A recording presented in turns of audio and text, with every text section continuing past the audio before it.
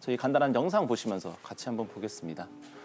예, 이렇게 혈관 속으로 피가 이게 흐르고 있는데 뇌경색이라는 것은 저렇게 혈관 벽에 동맥경화성 변화가 진행하면서 혈관이 막히고 혈전이 생성되면서 혈관이 막히는 방향입니다.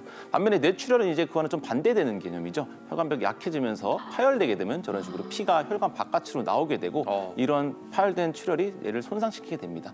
그중에 뇌동맥류는 저런 작은 혈관이 아닌 매우 큰 혈관에서 이렇게 꽈리가 부풀어 오르다가 파열되면서 발생하는 출혈로 더욱더 위험한 질환이라고 할 수 있겠습니다. 큰 혈관이 터지기 때문에 수술이 필수적으로 필요하고요. 출혈량도 그만큼 많기 때문에 예후가 상당히 좋지 않습니다. 네, 그 뇌동맥류로 인한 뇌출혈 우리가 이제 그래픽으로는 봤는데 감이 확 안 오잖아요. 그래서 우리 최 교수님께서 시청자분들의 이해를 돕기 위해 뭔가 쉽게 이해할 수 있는 네. 걸 가져오셨다는데요. 네네. 제가 뭔가 뭐 바스락거리는 소리 있잖아요. 네. 별건 아니고요. 이게 뇌 지주막하 출혈은 이게 동맥류 파열이 원인이 돼서 지주막하 출혈, 주주막하 출혈 그러는데요. 이 주먹을 뇌라고 생각하면 이렇게 굴곡이 있죠. 네. 굴곡이 있는 거를 이렇게 집에 있는 비닐 랩으로 싸보시면 공간이 존재할 겁니다. 네. 이게 주먹이 이 안에 물이 들어가 있다고 한번 생각을 해보십시오. 그죠? 이 안에 주머니 안에 물이 들어가 있으면 이게 뇌 지주막 하부입니다. 자, 다시 꺼내서 보면은 이 굴곡 있는데 물이 차 있는데 여기에 혈관이 지나가죠. 네. 네. 앞에 조 교수님 말씀하셨듯이 큰 혈관이 지나가기 때문에 뇌 지주막하 출혈이 유발됐다는 거는 큰 혈관에 문제가 생겼다는 걸 의미하기 때문에 예. 우리가 핵폭탄 뭐 이런 식으로 큰 출혈 이런 식으로 이야기를 하고 있습니다. 네, 그게 파열하면 이제 압력을 막 준다는 거죠, 뇌에. 그렇죠. 큰 혈관이니까 더 큰 압력으로 터지는 거겠죠. 영상이 있다는데요. 한번 볼게요. 네. 지금 이게, 보시면은 예, 혈관들이 이렇게 뇌혈관들은 구불구불하죠. 저 동맥류가 저렇게 부풀어 오는데 주변이 물입니다. 네. 그래서 저 동맥류가 파열했을 때 이 다른 혈관이랑 달리 이렇게 지주막 하부로 저렇게 출혈이 가고 더 크게 터지면 뇌까지 저렇게 손상시키게 되는 거죠. 그러니까 압력으로 손상시키는 거예요? 그렇습니다. 네. 뭐 순식간에 그냥. 와. 그러니까 여기 특히나 뇌동맥류 같은 경우는 꽈리 속에 피가 고여 있다가 확 터져버리니까 네. 설명만 해도 굉장히 끔찍하네요. 그러게요. 더 예. 치명적이겠어요. 예, 맞습니다.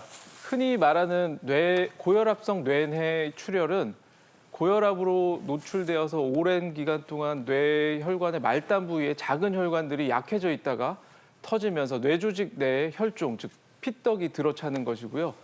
뇌동맥류는 큰 혈관에서 발생해서 터지므로 뇌 혈관이 지나가는 길을 따라서 뇌 주름 사이사이로 뇌출혈이 생기는 것입니다. 그림 네. 보실까요? 네. 좌측 뇌는 정상인의 뇌 CT 사진이고요. 우측은 지주막하 출혈이 발생한 환자의 CT 사진인데 저 가운데 보시면 저 나비 모양으로 하얗게 보이는 부분이 뇌출혈이 생겨서 뇌 주름 사이로 피가 들어차 있는 모습입니다. 다음은 정상 뇌와 뇌 지주막하 출혈이 발생한 환자의 실제 뇌 표면 사진인데요. 피쳤어요. 예, 왼쪽에 보시면 저렇게 노랗게 보여야 될 부분이 지주막 아래 공간으로 피가 꽉 들어차면서 온통 붉게 물들어 있고 뇌가 많이 부어 있는 모습을 볼 수가 있습니다. 이러한 뇌출혈이 발생하면 뇌압이 순식간에 올라가기 때문에 심한 두통이 발생하는 것은 물론이고 제때 치료받지 못하는 경우에는 단시간 내에 많은 양의 피가 차서 사망에까지 이르는 경우가 약 15%까지 된다고 알려져 있습니다. 와, 적절한 치료받기 전에 사망하는 경우가 15%라고 하면 꽤 큰 수치인데요. 저희가 이제 겁을 들이고 싶지는 않은데 얘기를 하다 보니까 좀 네. 저희가 좀 이렇게 많이 겁나는 상황들이 생겨서 네. 좀 송구스럽기도 합니다. 왜냐하면 요즘 건강검진 결과 이제 뭐 뇌에 꽈리 있어요, 뇌동맥류 있어요 이렇게 진단받는 분들이 많거든요. 뇌 속의 시한폭탄, 뇌혈관 질환, 뇌동맥류 우연한 발견이 많다. 그리고 5, 60대 여성 뇌동맥류 환자 급증한다. 이런 기사들도 있는데 저도 이렇게 친한 사람이 이번에 진단을 받아갖고 좀 엄청 걱정하고 있거든요. 근데 왜 이렇게 자꾸 이렇게 느는 거예요? 예, 사실 뭐 뇌동맥류의 환자 그 사례 자체가 늘어난다기보다는 이미 있는 뇌동맥류를 진단하는 건수가 최근에 이제 급증하고 있습니다.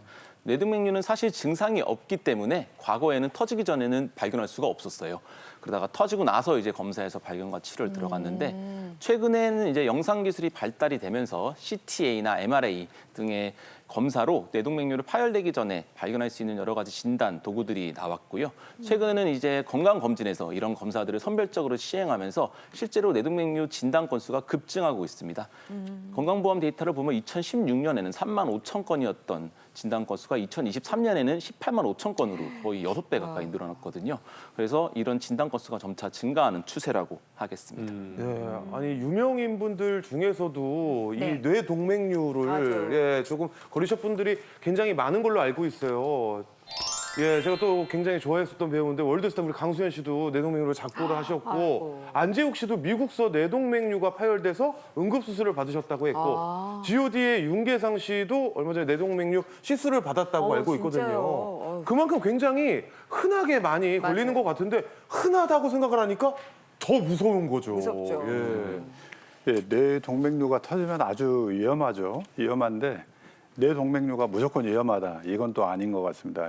일부 신문에서 나왔지만 동맥류가 저희가 볼 때 임상적으로 200케이스, 300케이스다 이런 게 있을 때 동맥류의 모양, 위치, 나이, 연령, 혈관 구조에 따라서 위험한 것과 안 위험한 것이 천차만별입니다. 천차만별이면은 그러면 진단하고 치료하는 게 굉장히 중요하겠네요. 네, 네. 잘 진단받고 네. 그에 맞는 이제 뭐 경과 관찰이라든지 치료법. 이와 관련해서 저희가 오늘 방송을 준비했거든요. 오늘 방송 끝까지 함께 하시면은 뇌동맥류에 대한 닥터의 경고 그리고 또 예방하기 위해서 우리가 어떻게 해야 할지 그리고 뇌혈관을 좀 건강하게 할 수 있는 운동법이 혹시 있는지 알아보려고 합니다. 끝까지 함께 해주세요. 네. 자, 그럼 오늘의 하이라이트 닥터의 경고 들어가도록 하겠습니다. 첫 번째 닥터의 경고는 최 교수님께서 해주시겠습니다. 네, 시점이 분명한 두통 바로 응급실로 오셔야 됩니다. 시점이 분명한 벼락두통. 시점이 있나 보네요. 앞서서 뇌동맥류는 전조 증상이 없어서 시한폭탄이라고 말씀을 해주셨는데 그래도 두통은 생기나 보네요, 교수님. 네, 맞습니다. 그 동맥류가 살짝 터질 때 어마어마한 두통을 유발하는데요. 아주 시점이 분명합니다. 분명한 벼락성 두통을 유발하게 돼 있는데요. 보통 이런 증상들을 호소합니다. 시점이 명확한 거 외에 네. 누가 둔기로 나를 찍는 것 같다. 그죠? 망치로.